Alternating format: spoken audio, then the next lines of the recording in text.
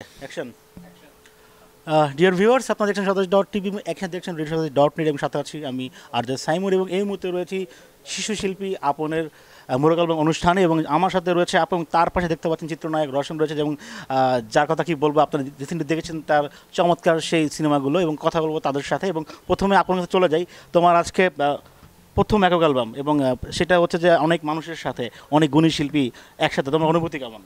আমার অনেক ভালো লাগছে। এবং পাশে দেখতে পাচ্ছি রোশন, যে ছোট্ট শিশুটা এত সুন্দর করে গানের একটা অ্যালবাম বের করেছে এবং এত ছোট বয়সে থেকে, তোমার কাছে কেমন লাগছে? I am actually really impressed on. আসলে প্রথমবার যখন গান শুনেছি তখন মনে হয়নি যে ছোট একটি ছেলে গান গাইছে। আর মানে বয়সটা আসলে খুবই অল্প, কিন্তু মানে গানের গাওয়ার ক্ষেত্রে জড়তা তো নেই, তা মানে এত ফ্লুয়েন্টলি গান গাইতে পারে আর এত সুন্দর সুর, মানে প্রতিটা তাল এবং ল সে এত সুন্দরভাবে উঠিয়ে নিয়ে আসতে পারে। I was really impressed.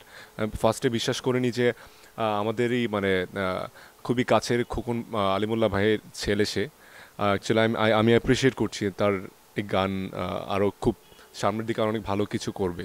ওর অনেক দায়িত্ব আছে, অনেক কিছু করতে হবে তাকে, মাত্র তো শুরু। And I am wishing his best future.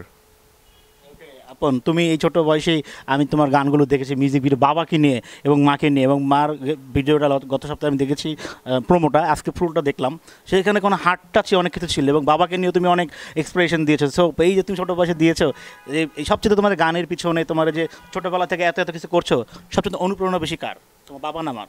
পাপা। পাপা, হ্যাঁ বলতে হবে।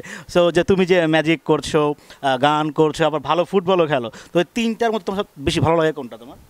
ফুটবল। ফুটবল, হ্যাঁ। আর এখন তো তোমার তাহলে অনেক অনেক বেশি কাজ করতে হবে, বেশি বেশি সাধনা করতে হবে, বিকজ তুমি গান করছো, গানে কিন্তু অনেক সাধনা করতে হয়, বিকজ গান যেন সাধনার ফল, এবং পড়াশোনাও করতে হবে পাশাপাশি, বিকজ পড়াশোনা করতে হবে, তাহলে ভালো কিছু করতে হবে। তো এই যে তুমি জানো তো এটা ভাষার মাস, তো অবশ্যই আমরা আশা করছি তোমার নেক্সট অ্যালবামে দেশ নিয়ে অবশ্যই গান রাখবে, ঠিক আছে?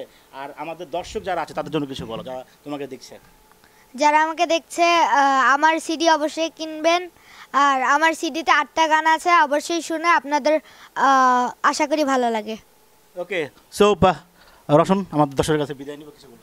আসলে আমাদের সিঙ্গাররা হচ্ছে আমাদের দেশের জন্য একটা অ্যাসেট, এবং যত শিশু শিল্পীরা যতই ইন্সপায়ার্ড হবে, যত গান গাওয়ার জন্য অনুপ্রাণিত হবে, সেটা আমাদের জন্যই আসলে আমাদের দেশের জন্য, আমাদের শিল্পটাকে বাঁচিয়ে রাখার জন্য অনেক বড় একটা ভূমিকা পালন করবে। সো আমরা এই ধরনের ছোটো ছোটো বাচ্চাদেরকে ইন্সপায়ার করি, যাদের প্রতিভা আছে, অনেকের প্রতিভা আছে, সেগুলোকে রিভিল করার জন্য চান্সেস পায় না।